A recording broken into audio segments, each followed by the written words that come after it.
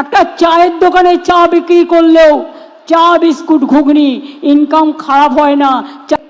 বলছেন সরকারি চাকরির থেকে চায়ের দোকান করলে বেশি লাভ হবে। হ্যাঁ, ওইদিকে দিল্লিতে এক চাবালা বসেছে, দিদি এক চাবালি হবে ওখানটায়। গভর্নমেন্ট চাকরি করতে গেলে কতগুলো সিস্টেম আছে, ইন্টারভিউ কল করে, আপনাদের পরীক্ষা দিতে হয়, ইন্টারভিউ দিতে হয়, এদিকে লক্ষ্য রাখবেন।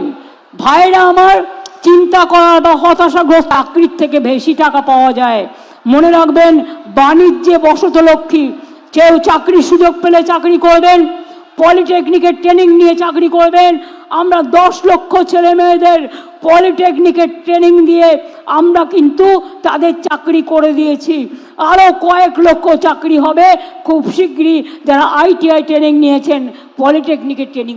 সরকারি চাকরি না পেলে হতাশ হবেন না। চায়ের দোকানে বেশি আয়, চপ মুড়ির পর এবার চায়ের দোকানের পরামর্শ মুখ্যমন্ত্রীর। ঠিক কি পরামর্শ দিলেন মুখ্যমন্ত্রী শোনাবো আপনাদের, এবং এই নিয়ে কি প্রতিক্রিয়া অধীর চৌধুরীর, পরপর রাখবো।